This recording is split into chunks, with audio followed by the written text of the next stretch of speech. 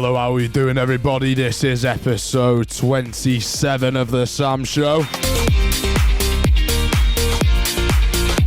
Here we are back from our little break. We're here with a little bit of a surprise episode, to be fair. It's coming out earlier in the week than usual. Right, what we're going to be talking about in today's show. So, my past week, I'm going to be talking about that because if you can't tell from my voice, I'm a little bit rough. But that's because of what's been happening. I've had an absolutely mental week and I thought I'd share it with you guys. Right, then after that, I think some of the biggest news in English culture just dropped recently on the weekend, on Sunday more precisely, and well, that big news is Oasis are getting back together.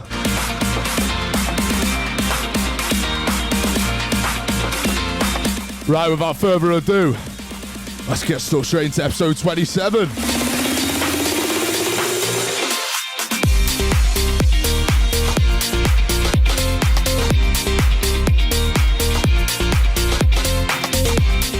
Yeah, I'll tell you what, I am absolutely done in.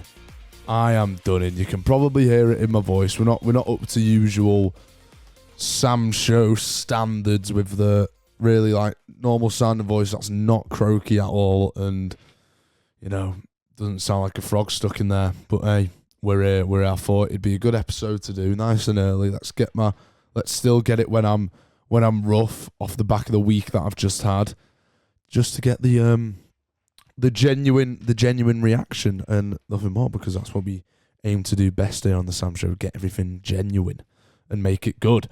Right, I've banged on about it for the past 2 minutes of this intro. My past week. So what have I been doing in the last week? Well, I actually went on my first lads holiday. Boom, that was quite exciting. It was very, very fun. I have to say, it was very, very fun. A lot of memories made. It was a right good laugh. But yeah, went on there 16th of August. That was the release day of episode 26. So obviously the day before I recorded it. But yeah, it was fantastic. It was the first one. And God, it was some holiday. It was some holiday, I'll give you that. It was an 11-man step to Malia. 11 boys. You could only imagine how messy and how hectic it was. It was carnage. It was carnage. But you know, your boy, you could probably tell. Myself, I managed to go out every single night. I was an absolute trooper. I was always going out. I was also always the last ones to get back in as well. Out of like a handful of us that was staying out. But yeah, it was rough. It was rough. Going on that strip, it was very rough. It was very rough. But I'll tell you about some stories when we actually arrived there. So we landed because we were going to Mali, we went to Heraklion Airport, you know, the main airport in Greece. But it's funny because going into the airport, after being in the airport, going there and back from it, it just doesn't feel like it should be a major airport on an island. There's just something wrong with it. We kept calling it the Bando Airport because it really was a Bando Airport. Like when we came in off the plane, it was like 1 a.m. or something. It was really late, and we went to get our bags, and obviously you had the carousel area, which it felt like it might have, but it felt like it didn't have any air conditioning in there. So we were in this room. It was hot. I was sweating. I had my backpack on. I had my fanny pack on as well. And I was sweltering. I was dripping in sweat. And I wasn't even wearing usually I'd wear like a lead stop or something when I fly. But no, this time, I didn't actually decide to. I didn't decide to wear a lead stop. So I was in normal clothes. I really had sweat patches all over me. And I was just like, please get me to the hotel. I just want to put my bags in and chill. Get the bags in the hotel room and just chill out. Well, of course it didn't, because the carousel started going around. The one that said from Manchester Airport on TUI. So the carousel started coming around. One of our mates got their bags, and I don't think anyone else did. I think there were 10 people without bags. So we were stood there like, hang on a second. What is the crack here? Why have we not got any bags? And it just stopped. The carousel stopped all of a sudden. And we were thinking, oh no, surely this hasn't happened. Surely 10 of us haven't got our bags. Surely not. But then all of a sudden, another carousel just suddenly turns on, and then next thing you know, our bags are rolling off it. They're rolling off it. They're flying out. But it was what a faff on. Like, just keep it on the same carousel, please. You put your sign there. You said it's going to be on this carousel, and then all of a sudden it's not. It was annoying. It was boiling hot in there as well. I just wanted to get on the coach. I just really wanted to get onto my coach transfer. Thank you. We had like we thought it was going to be an hour. It wasn't an hour. It took us about 30 minutes to actually get to the hotel. So once we got our bags, we got on our coach transfer. We went to Malia. We got dropped off, and we were confused because we got dropped off probably about a 5-minute walk away from the hotel. And the direction of our hotel, the direction that the hotel was in, I'll be honest with you, I don't mean to sound stuck up, but it wasn't the best looking area. We all came disagreeing with each other. It wasn't the best looking area. So we were walking through with our suitcases and stuff, and we're thinking, God, what have we got ourselves into here? What is happening here? Where are we? Where is the hotel? Is it going to be all right? Because at this point, we were fearing the hotel's going to be crap. We think, it's done. Yeah, this is it. The hotel's going to be rubbish. That's it. We've spent 570 quid each, and it's going to be crap. We've come out here, and it's about 2 a.m. at this point. Just get me to the hotel. Let's hope it's all right. So as we're walking down, we see the first signpost for the hotel. It was the name of our hotel saying 50 meters away. And it wasn't promising. It was not promising whatsoever, because the sign, the best way I could describe it, it was peeling off. The sign was peeling off. It looked so run down. And then we kept walking down further, and then we just saw a little square with the name of our hotel in it. And we're thinking, God, what do we do from here? So then we walk in, and I tell you what, it was an all right bloody hotel. It was a good bloody hotel. We saw the pool area, and we're like, hang on a second. This doesn't look that bad. Went into the lobby, had a talking to, got to our rooms, and the rooms weren't bad. They were perfect for lads' holidays. Had plenty of space, good balconies to sit down and pre on, which is what we found out. But it was class. It was fantastic. I really enjoyed the hotel. I thought it was really good. But yeah, we were surprised. We were shocked. Honestly, most of our time was just spent in the pool.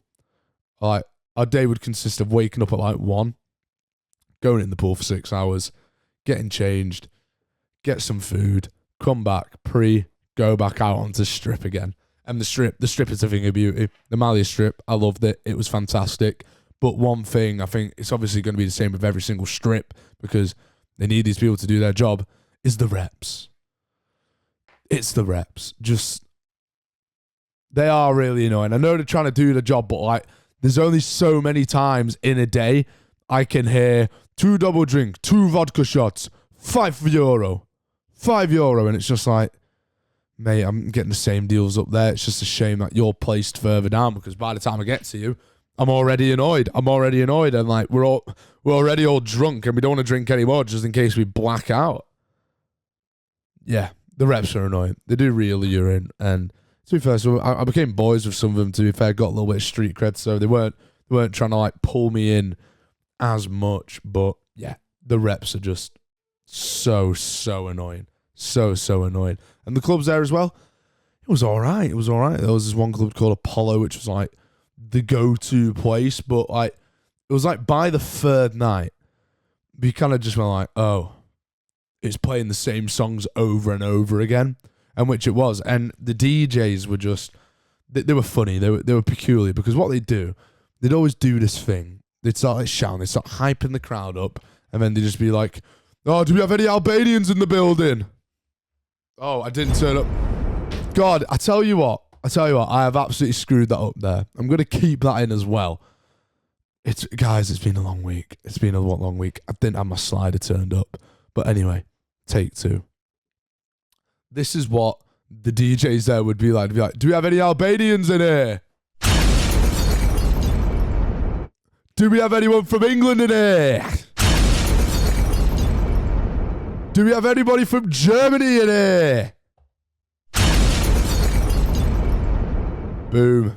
Just like that. And they kept doing that over and over again. They were spamming it more. The only reason why I'm not spamming it loads is because my soundboard doesn't let me spam. But honest to God, it was the same stuff every single night. It was the same loop of music. But we coped. We weren't in it. You know, we weren't sober or anything. So it wasn't like we were sat there complaining, "Oh my God, this is crap. This is crap." We didn't really care. But it's just, it's funny to look back on, because we were paying £5 entry every single night into this place, and it was just the same stuff over and over again. But it was a laugh in the moment. And one thing I love, especially when we're out there, is the food. God, I think I ate so much gyros that I think I'm going to turn into a gyros. Genuinely. I've never eaten that much gyros in my life. It was pretty much every single day. Like, the crack was, we'd go out, get our gyros, we'd hit the strip, and then on the way back up the strip, we'd get a slice of pizza. There were these beautiful places that did some banging slices of pizza, but they were huge slices as well. It's like, think about like 3 normal ones on a takeaway pizza. Yeah, that was just a casual slice out there. That was just a casual slice. But I tell you what, for a first lads holiday, it was fantastic. It was fantastic. I wouldn't want it any other way. It was brilliant. And then I came back Saturday morning, 4 a.m. I had my day of rest. That was because on Sunday, I headed off to Leeds Fest. Me and my mate, we were the last 2 standing from Malia that could cope going to a festival. And don't get me wrong, we're feeling the effects of it. I am absolutely knackered right now. I could fall asleep on the bike. Yeah, it was tough. But we went Leeds Fest, and God, I'm glad I did. I'm glad I went to Leeds Fest. It was fantastic. We just did the Sunday. We didn't go Saturday, so we missed out on Catfish and Bottleman and like Jerry Cinnamon. But it was okay. It was okay, because I tell you what, the lineup and what we saw, it was quite bloody good. It was quite good. So we got there about just after 12. I was dying for a wee. I went to the cubicle, had a wee, and then I was like, right, let's get stuck in. Let's get stuck into Leeds Fest. So the first thing that we saw was the last dinner party at 2:20. They were fantastic. I'm going to be... sorry, I was supposed to say this. I'll be rating each act that I saw when I was there, so sorry if there's any controversial opinions in this. I definitely know that there will be at least one. But last dinner party, they were brilliant. I really love them. They have the FIFA song, but they do genuinely have some other good songs, because usually the problem is with songs that are on FIFA, you listen to the song, it's a good song, but then the rest of the band or artists' songs just aren't that good. They just aren't that good. But last dinner party, they were fantastic. I really enjoyed them. I gave them a solid 8 out of 10. I was loving it in there. I was absolutely loving it. I really felt I was kind of channeling my inner feminist, or just my feminine insides. I don't know. But I was behaving like a girl for that. Right. Then the next one after that, we stayed in the front bit, and we were going to watch the Bleachers, which I can't lie, I never even heard of them in my life until then. And I'll tell you what, it was a bit of a surprise, I thought, because I thought they were half decent. I thought they were pretty good. Like, considering we were just waiting there because we wanted to see Fontaines, but we wanted a good area to see Fontaines. So we were stuck with the Bleachers for a little bit. But I tell you what, they were good. The music was good. The The front man, he was a small man, but oh my God, he was full of life and energy. He was fantastic. He was the exact opposite of what I sound like right now. But yeah, Bleachers was good. I really enjoyed it. 7 out of 10. Fantastic stuff. And then next one, like I said just then, Fontaines DC. Now they are very popular, aren't they? They've released a new album, Romance, and they were playing a lot of the songs off it at Leeds Fest. And they were very good. I enjoyed them a lot. Like, good bit of music. But the problem is with Fontaines is how miserable is the lead singer. I get it. It's probably his persona. You know, it's to suit the style of songs that they're playing. But God, he's a boring guy. Listen, the only thing he said for all, like, you know, usually there's a bit of fan interaction, there's a bit of this, bit of that, but literally, he just came on stage and he was like, "You're right, Leeds," and just went and played his music. Which, I mean, you know what? I'm not complaining. The music was very good, but I just thought the front man was very boring. So that's why I've given it an 8 out of 10. It could have been a 9. It could have been a 10. But front man, sort your stuff out. Sort your stuff out, mate. Sort your stuff out. Become a little bit happier on stage. You're Fontaines DC. You're a big band at the moment. Enjoy it. Right, next band that we saw. I never heard of these before. I got dragged to it, I can't lie. It was Wonder Horse. And it just wasn't that good. I've given it a 2 out of 10. I know that might divide some opinions because there seems to be quite a strong fan base there. But the problem was with it, it was on, they got moved to the BBC introducing stage, which is like a small stage in the middle of both main stages. But the problem was, it was so close to the Chevron stage, you couldn't hear anything. So you just heard Chevron stage and Wonder Horse was just getting drowned out by it. So I couldn't hear anything. I didn't know any of the songs. The atmosphere is pretty dead. I miss Ray as well, which I was kind of annoyed about. So I would have rather have seen Wonder Horse. Would have rather have seen Ray. But I got also with Wonder Horse. It was a 2 out of 10. I didn't really enjoy that set. And then this is the one that's going to be controversial. Lana Del Rey. I'm kind of scared. I'm kind of scared to get my rating for it. But Lana Del Rey. Look, you're going to understand what type of music I like just from, you know, my ratings. But it just didn't stick with me. Look, I've given it a 3 out of 10. Look, I put my neck on line there. I've given it 3 out of 10. I just didn't enjoy it whatsoever. There was only one bit where I thought I was going to fall asleep. I was there with my glasses on and I was just like standing up. I was like, God, this is crap. And look, I didn't know many of the songs. I know. I was the tall guy blocking people's views who actually like Lana Del Rey. I'm sorry, okay? I'm sorry. But there's not much I can do about that. I just didn't enjoy it. Even the only reason why it's 3 out of 10 and it's ahead of Wonder Horse is because I could hear it. And some of the songs were all right, you know. Sometimes Sadness and Video Game, they were half decent. But I tell you what, I was just ready for this, man. I was ready for this, man. Oh, it was fantastic. I tell you that for nout. It was absolutely fantastic. Fred again, 10 out of 10. Genuinely, I think that is one of the best sets I've ever seen. I think it's the best set I have seen, actually. It was brilliant. He was so good. Delilah at the end. Adore You was amazing. Jungle. Fantastic. Honest to God. Go look at his set. Even if it's Reading or Leeds, you will be amazed. That is once in a lifetime stuff. And I was there to see it. What a way to close out the Sunday, I have to say. What a way.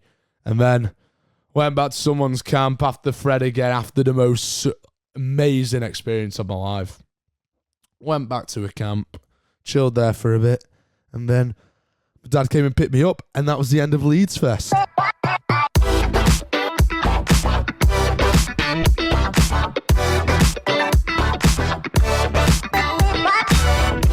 Right, it's time. We're cutting the song off.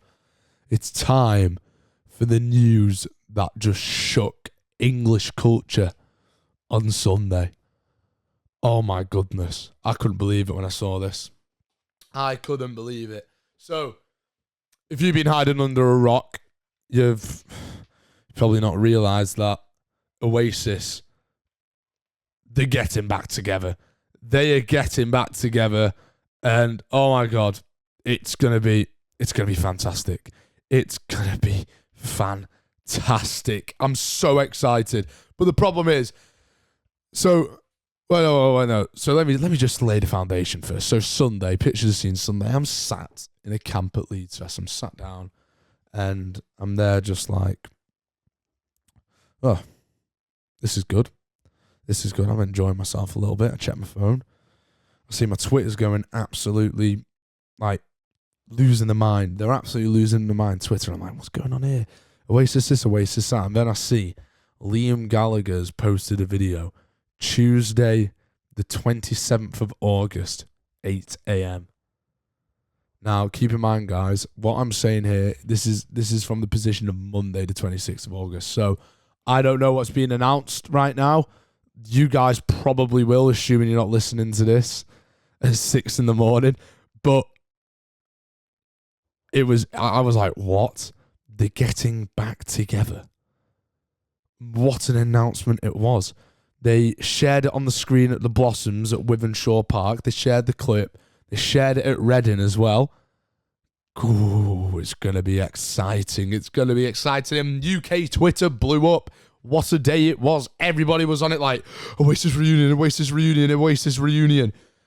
Everyone's buzzing for it. Even me included in that. I cannot wait for the announcement. You guys are going to know it before me, assuming you're not listening at 6 a.m. But it's going to be great. It's going to be great. And it's just, it's going to, I'm speechless. It's going to be great. It's going to, look, end of. It's going to be great. It's like the equivalent of the Eras tour for blokes, though. That's it, isn't it? You know, the girls had their Taylor Swifts and stuff. We've got Oasis. So the plan is, well, the rumours are they've got 10 dates planned at Wembley and a couple more at Heaton Park as well. But it's going to be an absolute fortune. It will be such a fortune to go see this live. That's the problem, isn't it? Like, I'm really excited for it. Ticketmaster, the ticket's going to be gold dust. We're not going to be able to get one. And if I do get one, it's going to be like triple figures. I mean, don't get me wrong, it's going to be one of the best. It'll be one of the best moments of your life. Go and see Oasis reunion next year. That would be fantastic. And it was quite funny, to be fair. I saw on Twitter there was a little trend that, so Labour broke up when a Conservative government came into power. And now a Labour government's came into power and they've reunited. Maybe that's the best thing.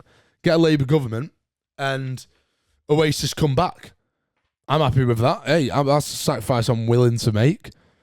Oh, man. I'm excited. I'm excited to see what this announcement is at 8 a.m. I doubt I'm going to be awake at 8 a.m. for it. But when I wake up and I read it, man, it's going to be good. It's going to be good. But it's just funny seeing people just take the mick out of it. And it's like, yeah, they're probably just going to announce a new remastered album or something on Tuesday. Or it's going to be Man City's 4th kit as well. But when you do buy tickets, if it does get announced that they are going to be reuniting, make sure you get one of like night 1 or 2, maybe 3, because you need to see them before they could break up. They could have a falling out again. Like they did, and that's it. That could be them done. And the people that have gone for like night 7, you're going to be done. You're going to be done because they could fall out again. They fall out once before. They could very easily do it again. And it has taken, what is it? It's like nearly 20 years. Like, not 20, but it's been a while. I think it was 16. I think it was 16 years since Oasis last played together. That's how long it's been. It's going to be interesting. I tell you that. It will be interesting because if it is a reunion, it's going to be interesting to see what happens. But without a doubt, if there's a reunion, I tell you what, I will find a way. I will find a way to try and get a ticket for one of those concerts at least.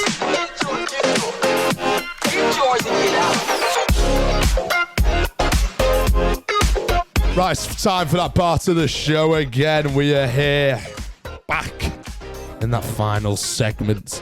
Now, of course, ladies and gentlemen, is the top 5 moments of the week.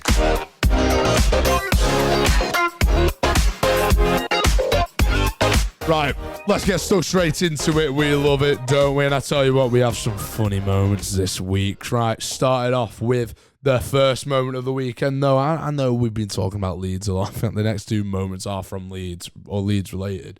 But I saw this tweet, it was quite funny. Leeds United played, my beloved Leeds United played Sheffield Wednesday last Friday. We beat them 2-0. And a tweet that I saw that was quite funny was, Leeds United fans are scum. One of them just hit that my 8-year-old's Tango ice blast out of his hand. Now he's in tears. And I saw the perfect reply for it. Quote retweet, 3-0. There you go. It's a goal for us. It's a goal for us Wednesday and the game's ended. You could talk about a 100 million quid attack. No. You're getting Tango ice blast smashed out your hand. That's how you really concede in goals. 3-0, mate. Jog on. Wipe your kids' tears off your face. Have a bit of that. Right, second moment of the week then. Leeds and Creamfields. When I was still in Spain on Thursday, God, it looked grim over here. We had a bit of a storm. Storm Lillian, I believe. And Leeds and Creams. Oh my God. It looked like carnage. Tents flying about everywhere. Everywhere. Because the weather was that bad. It was that bad. People's tents were getting blown away into orbit, getting sent around the asteroid belt. The videos are quality. Just search them up on TikTok. They are fantastic. They are so, so good. I don't know how. Like, just put your tent pegs in really tight, unless someone's got like one of the pop-up tents that are just dead flimsy. And what would genuinely your reaction be? Imagine you're walking back to your camp, and all of a sudden you just see a tent flying across the skyline. You go like, oh, that's pretty funny. That's a tent. Oh, it's actually my tent. It sends you under so hard, but you'd also be fuming because then you'd have to go and buy another tent.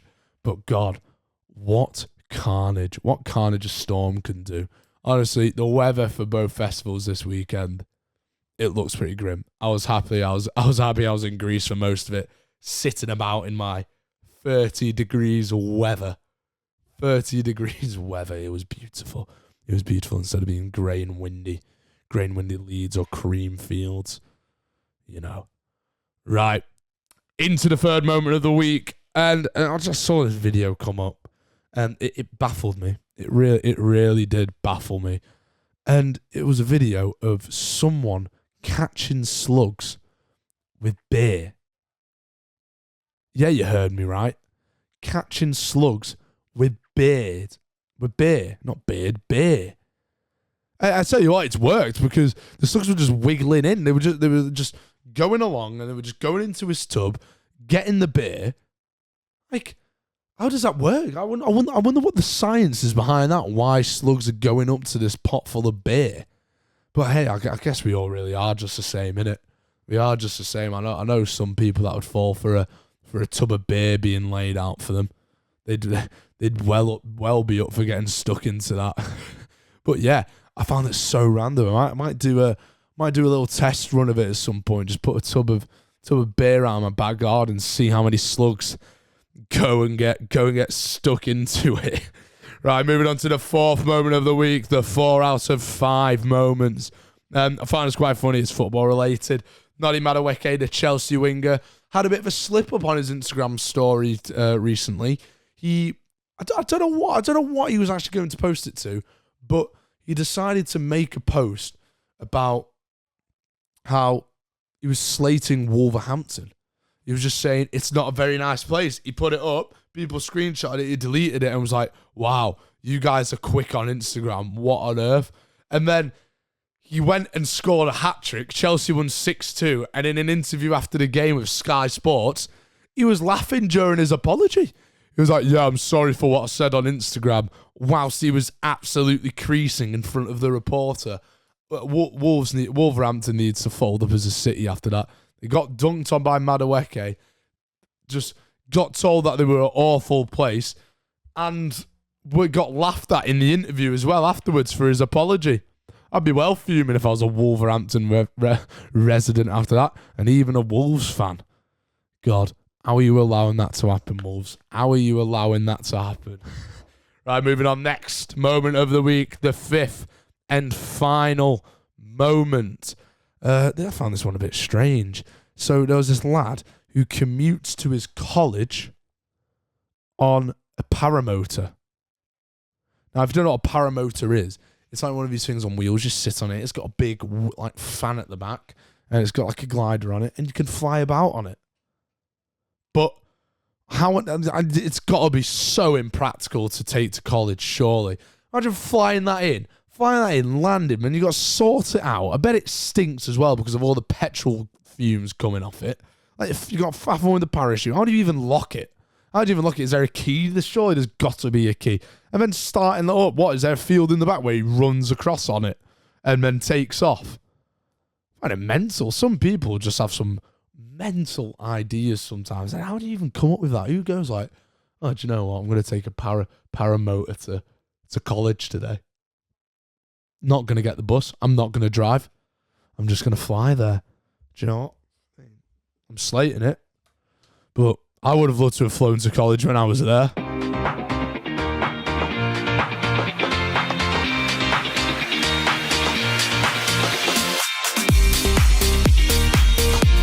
Boom, there we go. Episode 27 done and dusted. God, I tell you what, I am about to go crash out. I was about to close my eyes halfway through that podcast. I was about to fall asleep. Oh, that means you guys haven't fallen asleep. That would be bad.